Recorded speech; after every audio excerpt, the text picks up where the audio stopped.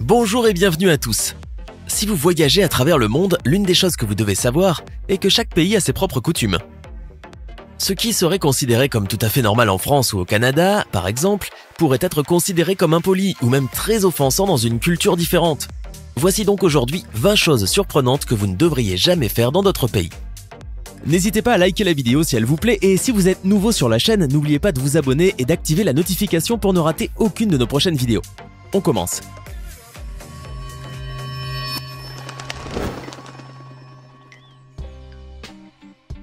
C'est peut-être difficile à comprendre, mais au Japon, vous ne devez pas laisser de pourboire.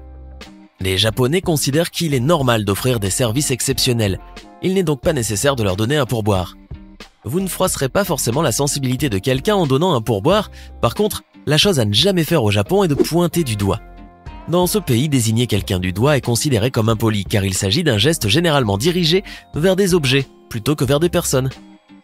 Toujours en ce qui concerne le Japon, bien qu'il ne soit pas illégal de faire des gestes de tendresse dans la rue, c'est un véritable faux pas de s'embrasser trop longtemps ou amoureusement en public. Du coup, gardez ces longs bisous pour la chambre d'hôtel. La gestuelle est souvent un excellent moyen de surmonter la barrière de la langue. Mais comme toutes les langues, elle peut parfois être interprétée de manière erronée. En Turquie par exemple, vous ne devez pas faire le signe OK, car cela signifie que vous pensez que l'autre personne est homosexuelle.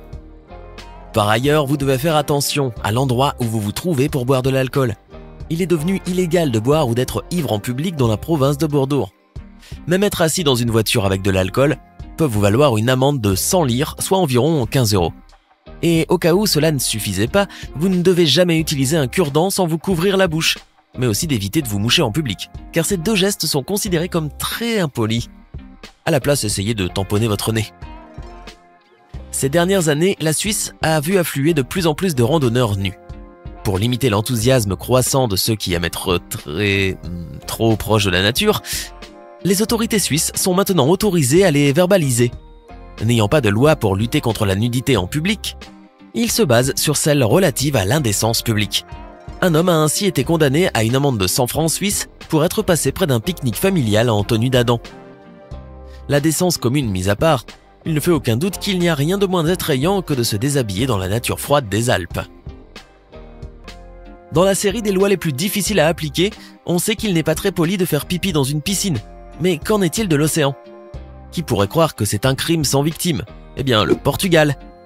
Cela signifie que pour ne pas être hors la loi dans ce pays, tous les nageurs pris d'une envie pressante devront sortir et trouver des toilettes. Je n'envie pas la personne qui doit vous attraper sur le fait. En Thaïlande, il est illégal de marcher sur de l'argent tout simplement parce que l'homme qui est représenté sur chaque billet n'est autre que le roi. Selon la loi, tout ce qui est considéré comme dégradant pour la famille royale peut constituer un délit. Cela signifie donc que si vous laissez tomber votre argent au marché, vous ne pourrez pas mettre votre pied dessus pour l'empêcher de s'envoler. Le gouvernement thaïlandais a aussi d'autres pouvoirs.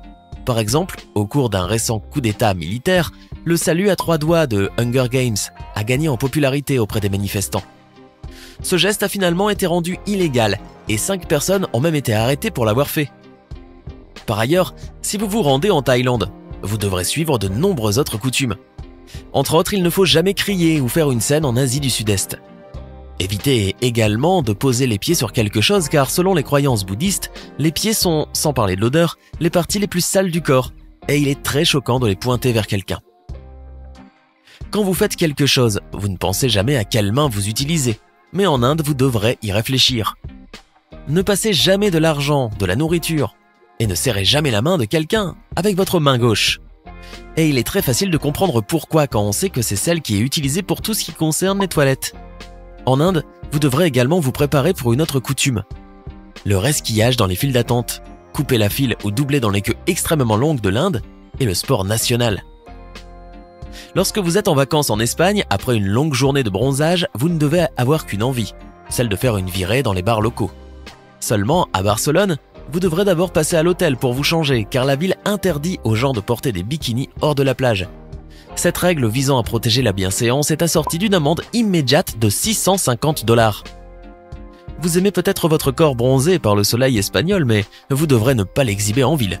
Sauf si bien sûr, vous voulez avoir des ennuis. Les fumeurs du monde seraient bien avisés d'éviter le Bhoutan, où sont appliquées les lois les plus strictes du monde sur les stupéfiants, interdisant jusqu'à la vente du tabac.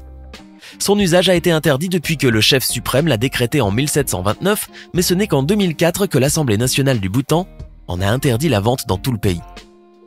Vous connaissez donc désormais le nom du premier pays non-fumeur.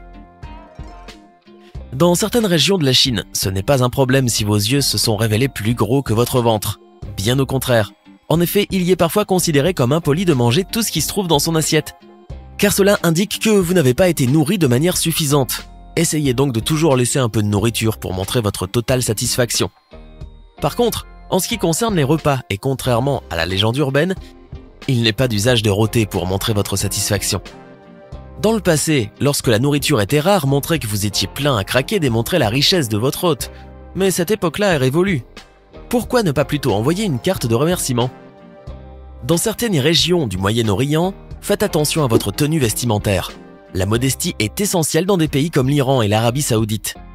Évitez de porter des vêtements moulants ou si vous êtes une femme, vous devrez parfois garder la tête couverte.